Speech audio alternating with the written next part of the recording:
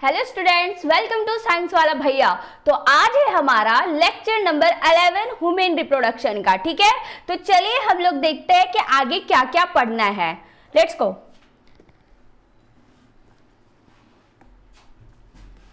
तो पिछले क्लास में हम लोग देखे थे कि जो फर्टिलाइजेशन होता है वो तब होता है जब स्पर्म और ओवम दोनों एम्पुलरी रीजन में आए और एक ही साथ आए, तभी फर्टिलाइजेशन पॉसिबल है। ठीक है, तो ये सब हम लोग देखे थे। फिर हम लोग ये भी पढ़ेंगे आज कि जो सेक्सुअल इंटरकोर्स होता है वो हर सेक्सुअल इंटरकोर्स में सक्सेस नहीं होता है प्रेगनेंसी का। वो है कि जरूरी नहीं है कि हर बार इंटरसेक्सुअल कोर्स हो रहा है और वो हर बार प्रेगनेंसी तक लेके जाए, नहीं, वो बस तभी होगा जब स्पर्म और ओवम है वो एक साथ एम्पुलरी रीजन में आएगा, उसके बाद फर्टिलाइजेशन होगा, देन जो है प्रेगनेंसी होने की चांसेस ज्यादा हो जाती है। तो हम लोग पहले देखते हैं कि क्या क्या हम लोग को करने की जरूरत है। फर्टिलाइजेशन, एक minute,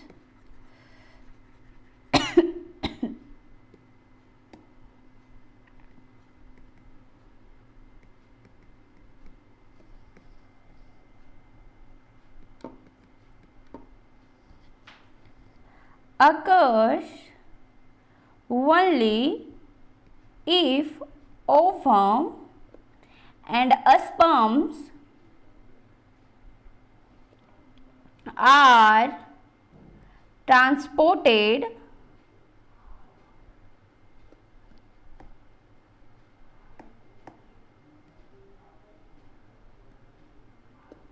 to the ampullary region. क्या एम्पुलरी रीजन? एक साथ, तो एक साथ को साइमल्टेनियसली, क्या एक साथ अगर वो आ जाए, अगर ओवम एंड स्पर्म्स, उसके बाद जो फर्टिलाइजेशन होता है तभी हम लोग सोचेंगे कि वो प्रेगनेंसी तक लेके जाता है। इसलिए हम लोग यहाँ पे यूज किए हैं साइमल्टेनियसली। ठीक है, तो अब हम लोग देखते हैं आगे। तो सेकेंड जो है वो है all copulation do not lead to pregnancy।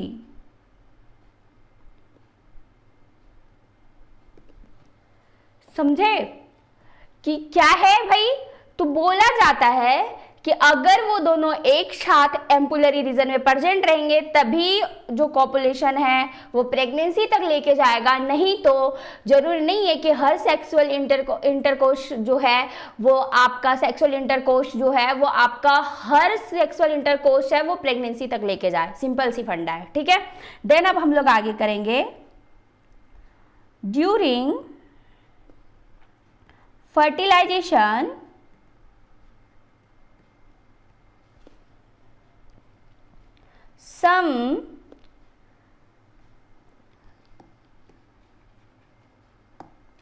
जो ये फर्टिलाइजेशन है, यहाँ क्या होता है, स्पर्म्स जो होते हैं वो come in contact with zona pellucida.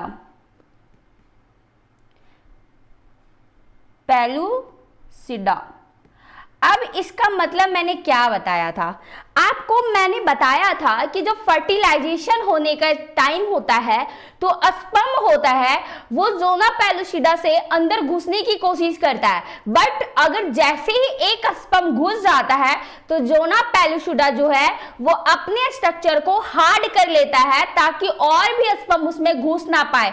बस उसे एक ही स्पर्म चाहिए होता है, इसीलिए वो हार्ड करता है अपने स्ट्रक्चर को ताकि वो पॉलीस्पर्मी को रोक सके। तो वही बोल रहा है, during fertilization fertilization, sperm come in contact with zona pellucida, कि जब फर्टिलाइजेशन के दौरान क्या होता है, जो स्पर्म है वो कांटेक्ट करता है किसके साथ, जोना पेलुसिडा के साथ। उसके बाद इसमें कुछ चेंजेस आती है, induce changes in it.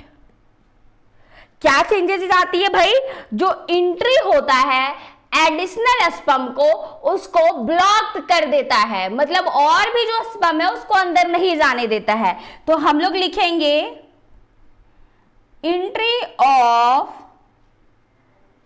Additional sperm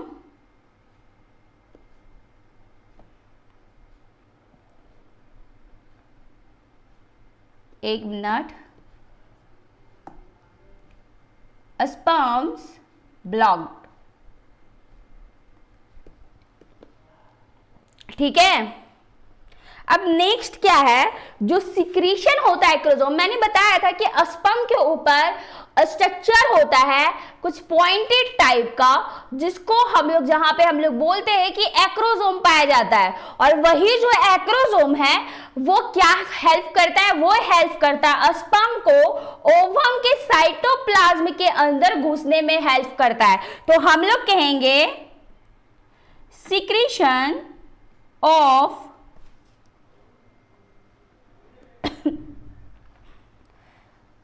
acrosome, हम कलर चेंज कर लेते हैं थोड़ा, एक minute,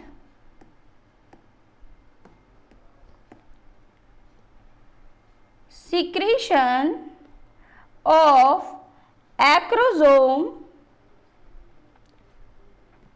help the sperms to enter the cytoplasm of ovum। ठीक है, वो है जो एक्रोसोम का सिक्रीशन है, वो हेल्प करता है साइटोप्लाज्म को तोड़ने में, ताकि वो स्पर्म वो इंटर कर जाए इजिली ओवम में। ठीक है, उसके बाद हम लोग देखेंगे this induces completion of meiosis II in secondary oocyte।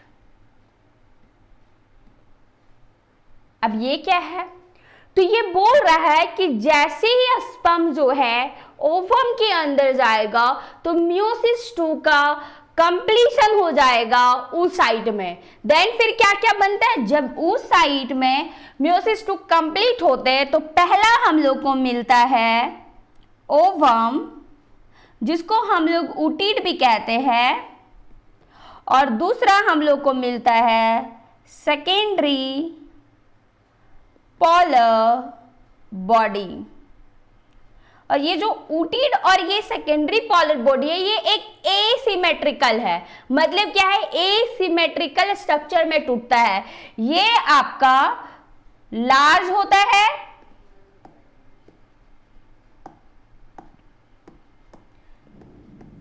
ये आपका लार्ज होता है, और ये आपका स्मॉल होता है। तो हम लोग क्या बोलेंगे कि जो सेकेंडरी oocyte में मियोसिस 2 कंप्लीट होता है तो हम लोग को दो चीजें मिलती है। पहला मिलता है ओवम जो लार्ज होता है, और दूसरा मिलता है सेकेंडरी पोलर बॉडी जो स्मॉल होता है। ठीक है, अब हम लोग पढ़ेंगे, अब हम लोग का नेक्स्ट टॉपिक जो है वो क्या है, वो है सेक्स बेबी। मतलब क्या, डिटर्मिनेशन ऑफ सेक्स, कि अगर बेबी का जो determination of sex of baby, मतलब क्या है भाई, कि बेबी जो है वो बॉय होंगी या गर्ल, बॉय होंगे या गर्ल होंगी। ठीक है, मतलब वो लड़का होगा या लड़की होगी, हम लोग को ये देखना है। तो हम लोग का टॉपिक क्या है, determination of sex of baby, ये हम लोग का टॉपिक है। तो हम लोग देखते हैं पहला कि जो स्पर्म है वो ओवम के साथ मिलता है और वो क्या बनाता है, वो बनाता है जाइगोट। ओवम के साथ मिलके जाइगोट बनाता है और ये फॉर्म करता है जाइगोट। फिर क्या है, जो सेक्स ऑफ बेबी हम लोग डिटरमाइन करते हैं वो कैसे करते हैं, अगर एक लड़की है मतलब मदर है और एक फादर है, तो मदर के पास दोनों जो क्रोमोसोम्स होते हैं वो XX पाए जाते हैं और जो फादर्स है उनके पास XY दोनों पाए जाते हैं, पर मदर्स के पास सिर्फ XX पाए जाते हैं। इसीलिए हम लोग इससे डिपेंड करते हैं कि जो लड़का होगा वो किससे डिटरमाइंड होता है, फादर से, क्योंकि अगर XY का कॉम्बिनेशन बनता है तो आता है लड़का और XX का कॉम्बिनेशन बनता है तो होती है लड़की। जैसे मैं आपको बताती हूँ एग्जांपल से लेके, तो यहां मान लीजिए ये फादर है, ये मदर मानते हैं, ठीक है, ये मदर है और ये आपके फादर है, ये फादर है। तो इसमें क्या है कि इसके पास X भी होते हैं, X भी होते हैं।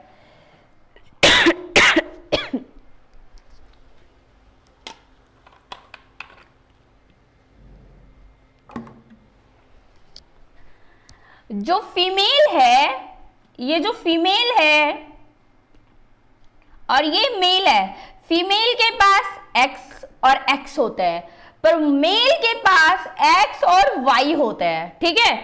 पर जहां पे आपके XX मिलेंगे तो आपका फॉर्मेशन होगा गर्ल का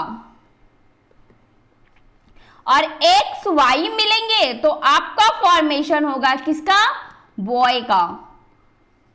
मतलब क्या है कि अगर फीमेल का X और मेल का X आता है तो वो गर्ल देता है और फीमेल का तो हमेशा X ही रहेगा, और अगर मेल का Y आ जाता है तो वो क्या देगा, बॉय।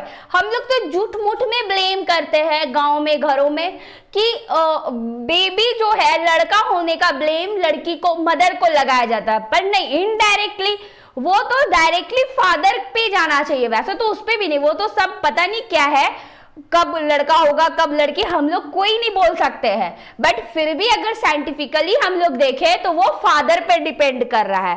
फादर से डिटरमाइंड होता है कि जो बेबी होगा वो लड़का होगा या लड़की होगा, ठीक है।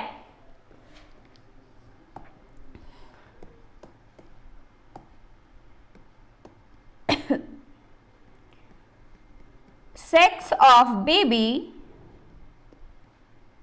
decided at this stage। देखिए, तो ये है ovum,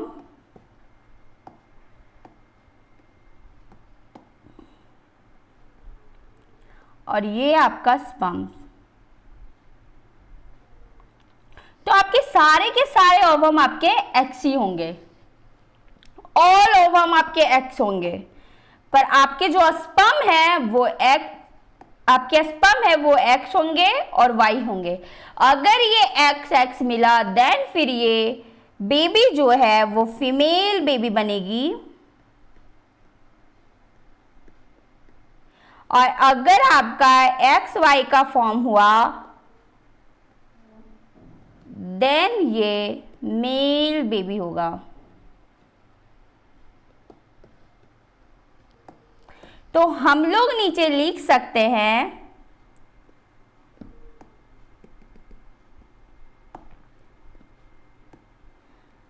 scientifically sex of baby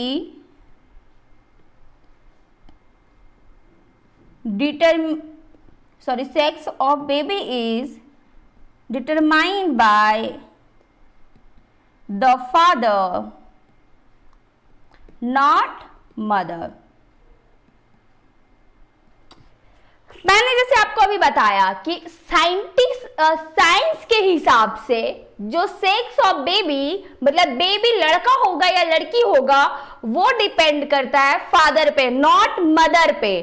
ठीक है, अब हम लोग आगे की ओर चलते हैं। सबसे पहले हम लोग ये देख लेते हैं, जैसे कि मैंने बताया था कि ये एक स्पर्म जब इसमें एंट्री ले लिया, इसमें जो एक स्पर्म है वो एंट्री ले लिया, देन ये जो जोना पैलुसिडा है वो अपने आप को हार्ड कर लेगा ताकि और भी स्पर्म आए ना और वो पॉलीस्पर्मी को केस को प्रिवेंट करे। ठीक है, देन फिर हम लोग आगे चलेंगे।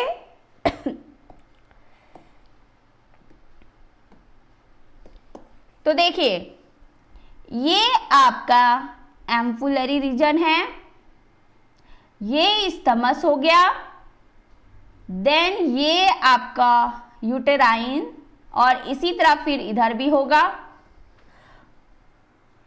ये यूटेराइन वॉल है। ठीक है, तो हम लोग यहां पे देखेंगे कि ये जाइगोट है, ये क्या है, जाइगोट। फर्टिलाइजेशन हो चुका है, तो इसके बाद क्या होगा,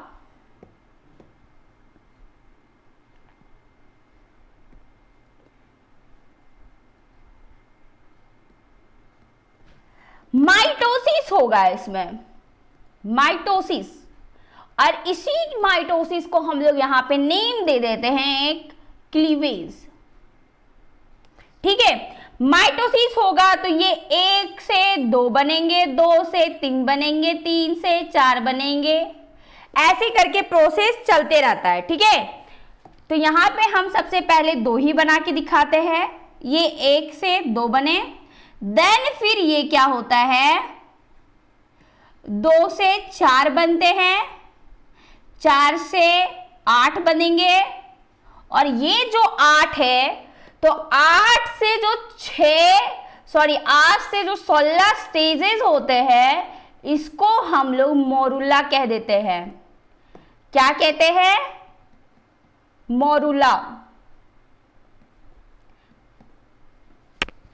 1 से 2, 2 से 4, 4 से 8, जब 8 से 16 स्टेजेस आ जाते हैं उसको हम लोग 8 से 16 सेल्स आते हैं, तब हम लोग उसको मोरुला कहते हैं। और एक सेल्स को जो होते हैं, ये एक सेल्स को हम लोग कहेंगे ब्लास्टोमियर। किसको कहेंगे, each cell is called blastomere. ठीक है, किसके ईच सेल को भाई, मोरुला के ईच सेल को हम लोग ब्लास्टोमियर कहते हैं। ठीक है, अब हम लोग आगे की ओर चलते हैं। फिर ये जो मोरुला है वो यूट्राइन में आके, यूट्रस में आके बहुत सारे सेल्स में डिवाइड हो जाते हैं, मतलब हंड्रेड्स ऑफ सेल्स में। ठीक है, वो डिवाइड हो जाते हैं। उसके बाद फिर क्या करता है, ये उसके जो कुछ सेल्स होते हैं वो बाहर की ओर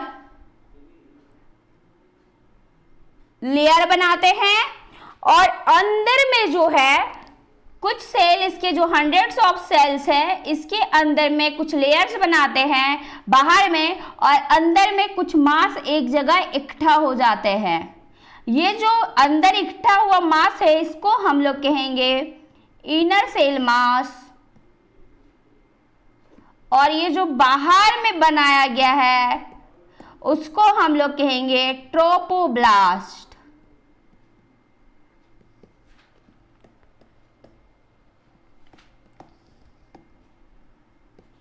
और ये पूरे जो है पूरे स्ट्रक्चर को हम लोग कह देंगे, ये जो पूरा दोनों को मिला के हम लोग कहते हैं ब्लास्टोसिस्ट। मतलब क्या भाई, तो पहले जाइगोट था, जाइगोट में माइटोसिस हुआ जिसको हम लोग क्लीवेज बोले थे।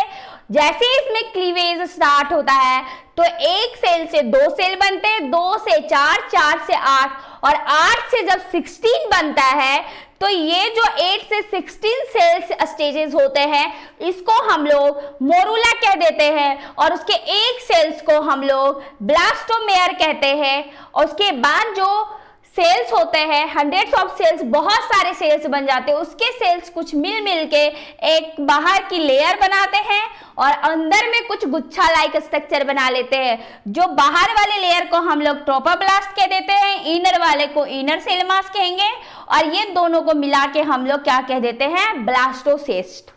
ठीक है, अब हम लोग आगे की ओर चलते हैं।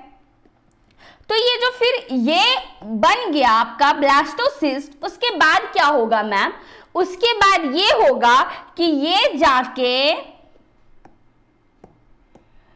जाके यहां पे एम्बेडेड हो जाएगा।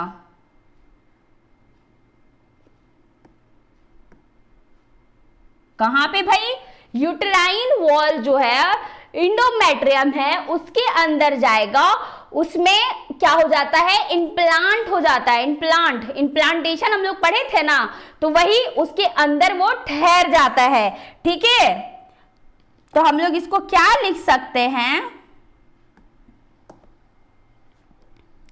ये जो अंदर जाके क्या होता है, अटैचमेंट ऑफ ब्लास्टोसिस्ट।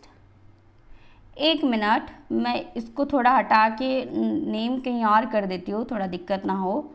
ये जो है आपका इनर सेल मास, ठीक है। और यहां पे जो ये हुआ है, इसको हम लोग क्या कहेंगे, इम्प्लांटेशन।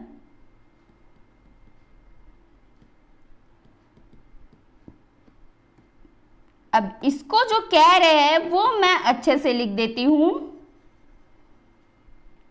इम्प्लांटेशन कब कहे हम लोग तब कहे जब ब्लास्टोसिस्ट है वो इंडोमेट्रियम के वॉल में इम्प्लांट हो जाता है। तो क्या होता है, अटैचमेंट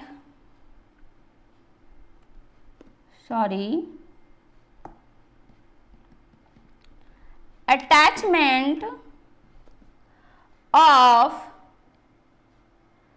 blastocyst to endometrium। ठीक है, तो ये प्रोसेस है पूरा इम्प्लांटेशन एंड माइटोसिस जो होता है जाइगोट के बाद, वो सब की प्रोसेस इसमें दी गई है। तो ये क्लियर हो गया। अब इसको मैं सेंटेंसेस में लिख देती हूँ ताकि आपको इजी लगे। तो सबसे पहले हम लोग क्या टॉपिक पढ़ रहे हैं, इम्प्लांटेशन। तो इम्प्लांटेशन का टॉपिक यहीं पे मैं लिख देती हूँ थोड़ा ठीक करके।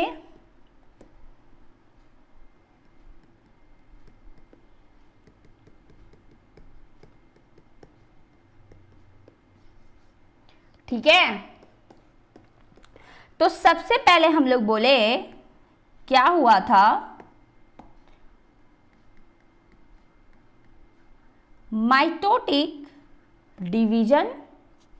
थोड़ा ठीक करती हूं, इन zygote starts as it moves through isthmus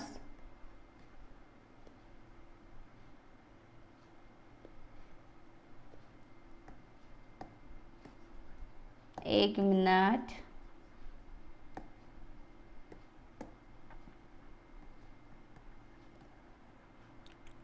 जैसे कि मैंने अभी दिखाया कि जाइगोट स्टार्ट हुआ बन के एम्फिलरी रीजन में बना, देन फिर वो स्टमस के थ्रू धीरे धीरे कहां पे आ गया, यूटेराइन, यूट्रस में मतलब यूटेराइन वॉल में जाके इम्प्लांट हो गया। तो वही बोल रहा है कि माइटोटिक डिवीजन जब जाइगोट में स्टार्ट होता है, जाइगोट में होता है, तब ये क्या करता है कि जो जाइगोट है वो मूव करने लगता है किधर की ओर, इस्थमस से, इस्थमस के मूव्स थ्रू इस्थमस, मतलब इस्थमस से वो मूव करके कहाँ आता है, यूट्रस में। तो सिंपल सी रीजन ये है कि अगर जाइगोट में माइटोटिक डिवीजन स्टार्ट हो जाता है तो ये जो जाइगोट है वो मोरुला बनता है, और उसी जो इस्थमस के थ्रू वो जाके यूट्रस में वो इम्प्लांट हो जाता है। ठीक है, तो और इसके बाद फिर हम लोग क्या बोले थे, जो माइटोटिक डिवीजन है इसी को हम लोग दूसरा नाम दिए थे जिसको हम लोग बोले थे क्लीवेज। ये क्या था, माइटोटिक डिवीजन। और ये क्या करता है, लीड्स टू फॉर्मेशन ऑफ, क्या किया था, ये एक सेल से दो सेल, दो सेल से तीन सेल, तीन सेल से एक से दो, दो से चार, चार से आठ, आठ से 16 बनाया था। तो वही एक सेल को हम लोग कहते हैं ब्लास्टोमियम। ठीक है, अब हम लोग पढ़ेंगे मोरुला। मोरुला में हम लोग क्या देखे थे, क्या है मोरुला। तो मोरुला में हम लोग बोले थे कि 8 से 16 सेल स्टेज आते हैं तो हम लोग मोरुला कह देते हैं। तो हम लोग लिखेंगे एम्ब्रियो विथ 8 to 16। जाइगोट जैसे डिवाइड करना स्टार्ट होता है उसको तो हम लोग एम्ब्रियो कहते हैं, विथ 8 to 16 ब्लास्टोमेयर या सेल्स स्टेज भी बोल सकते हैं। ठीक है, देन हम लोग इसके बाद देखे थे कि जो मोरुला है वो किस में कन्वर्ट हुआ था, ब्लास्टोसिस्ट में। और ये जो ब्लास्टोसिस्ट है इसके अंदर दो चीज आए थे, आउटर था और इनर में गुच्छा लाइक स्ट्रक्चर पड़ा था, जिसको आउटर में हम लोग बोले थे ट्रोपोब्लास्ट और इनर को हम लोग बोले थे इनर सेल मास। तो हम लोग ये क्या क्या बोलेंगे, एक आउटर ट्रोपोब्लास्ट और जो इनर है इनर सेल मास। ठीक है, और ये जो है ये इनर सेल मास ही आपका क्या फॉर्म करेगा, एम्ब्रियो, फॉर्म एम्ब्रियो। और ये जो आउटर ट्रोपोब्लास्ट है वो क्या करता है, अटैच हो जाता है एंडोमेट्रियम में। तो इसको बोल सकते हैं गेट्स अटैच्ड टू एंडोमेट्रियम।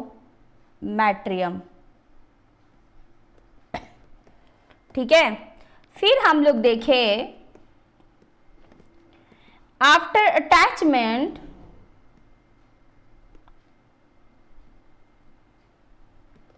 जो ये यूट्राइन वॉल था, यूट्राइन सेल्स थे, वो क्या करते हैं, डिवाइड होते हैं। और ये जो यहां पे अटैचमेंट हुआ था, ये जो यहां पे था ये एम्बेडेड था। ठीक है, हल्का सा इम्प्लांट हुआ था। फिर ये जो यूट्राइन वॉल है वो क्या करता है, डिवाइड करता है और यहां पे आके कवरिंग चढ़ा देता है मदर टिश्यू का, मतलब यूट्राइन सेल्स का यहां पे इसको कवर चढ़ा देता है। तो वही यहां पे बोल रहा है कि after attachment uterine cell divide rapidly and cover the blastocyst।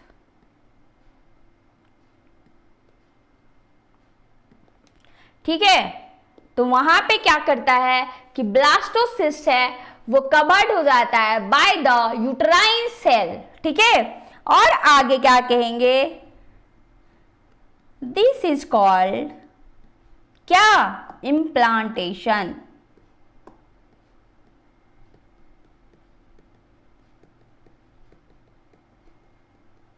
और ये क्या करेगा, इट लीड्स टू प्रेगनेंसी। ठीक है, तो इम्प्लांटेशन भी आज यहीं पे खत्म होता है। तो आज की लेक्चर हम लोग यहीं पर खत्म करते हैं। इसके आगे जो है हम लोग नेक्स्ट क्लास पढ़ेंगे। चलिए एक बार हम लोग जल्दी जल्दी रिवाइज कर लेते हैं कि आज हम लोग क्या क्या पढ़े थे, देन फिर हम लोग नेक्स्ट क्लास में करेंगे। तो सबसे पहले मैंने बोला था कि जो फर्टिलाइजेशन है वो तभी होगा जब एम्पुलरी रीजन में स्पर्म ओवम एक ही साथ आएंगे, और जरूरी नहीं है कि हर इंटरसेक्सुअल कोर्स के बाद प्रेगनेंसी तक लेके जाएगा, ऐसा कुछ जरूरी नहीं है। वो तभी होगा कब, जब ओवम स्पर्म एक साथ फर्टिलाइज होंगे एम्पुलरी रीजन में। फिर हम लोग पढ़े थे कि जो स्पर्म है वो अगर एक स्पर्म कांटेक्ट हो जाता है जोना पैलुसिडा से, उसके बाद दूसरा स्पर्म नहीं हो सकता है, क्योंकि जोना पैलुसिडा है वो अपने स्ट्रक्चर को हार्ड कर लेता है टू प्रिवेंट पॉलीस्पर्मी। उसके बाद हम लोग देखे कि स्पर्म का जो ऊपर में एक्रोसोम प्रेजेंट रहता है हेड पे, वो क्या करता है, वो हेल्प करता है साइटोप्लाज्म ऑफ द ओवम के अंदर इंटर करने में। ठीक है, उसके बाद हम लोग पढ़े कि जो मियोसिस 2 है वो सेकेंडरी oocyte में कंप्लीट हो जाता है, और कंप्लीट होते ही सेकेंडरी oocyte दो भागों में बंटता है। पहला जो होता है वो और दो भागों में जो बंटता है वो एसिमेट्रिकली बंटता है। मतलब क्या है, एसिमेट्रिकली का मतलब होता है अनसिमेट्रिकली, मतलब इसका मतलब ये होता है कि एक बड़ा और एक छोटा। तो जो बड़ा वाला होता है वो ओटिड कहलाता है या ओवम कहलाता है, और जो छोटा होता है उसको हम लोग सेकेंडरी पॉलर बॉडी कहते हैं, जो आगे जाके डिजेनरेट कर जाता है। देन फिर हम लोग पढ़े डिटर्मिनेशन ऑफ सेक्स। तो मैंने बताया कि एक फीमेल है उसमें XX क्रोमोसोम पाए जाते हैं, एक मेल है उसमें XY क्रोमोसोम पाए जाते हैं। अगर फीमेल का X आया, मेल का भी X आया तो वो बेबी गर्ल होगी, और फीमेल के पास X ही होता है तो वो तो सिर्फ X ही देगी, और अगर मेल का Y आ गया देन फिर वो बेबी जो है वो बॉय होगा। ठीक है, मैंने ये बताया। फिर ये बताया कि जो सेक्स ऑफ बेबी है वो डिटरमाइन होता है किससे, by the father not mother. Then फिर हम लोग इम्प्लांटेशन पढ़ाए। इम्प्लांटेशन में हम लोग देखे कि पहली जो जायगोट है उसमें माइटोसिस होता है, मतलब क्लीवेज होता है। माइटोटिक डिवीजन को ही हम लोग क्लीवेज कहते हैं। और वही जो जायगोट है वो दो बनते हैं, दो सेल में बंटते हैं। देन फिर 2 से 4, 4 से 8, 8 से 16, और वो जो एक सेल को है उसको हम लोग ब्लास्टोमेयर कह देते थे। और अगर 8 से 16 सेल बनता है जिसको हम लोग मोरूला कहते हैं, उसके बाद जो बहुत सारे उसमें सेल्स बन जाते हैं, हंड्रेड्स ऑफ सेल्स बनते हैं। देन फिर वो जाके आगे कुछ सेल्स है वो बाहर की लेयर बनाता है जिसको हम लोग ट्रोपोब्लास्ट कहते हैं, और जो इनर का सेल एक गुच्छा लाइक स्ट्रक्चर बनाता है जिसको हम लोग इनर सेल मास कहते हैं। ठीक है, देन फिर ये क्या होता है, ये जाता है यूटेराइन वॉल पर और ये एम्बेडेड हो जाता है। उसके बाद जो यूटेराइन सेल्स होते हैं वो रैपिडली डिवाइड करते हैं, मतलब जल्दी से तेजी से वो डिवाइड करते हैं, और वो जो ब्लास्टोसिस्ट है उसके ऊपर कवरिंग चढ़ा देते हैं। ठीक है, उसके बाद क्या होता है, कवरिंग चढ़ाते ही हम लोग बोल देते हैं कि ये इम्प्लांट हो गया, इम्प्लांटेशन इसमें खत्म हुआ। बस यही था इम्प्लांटेशन। उसके बाद आगे की प्रोसेस होती है प्रेगनेंसी। इसके आगे का जो जितना भी चीजें हम लोग नेक्स्ट क्लास में देखेंगे। Thank you.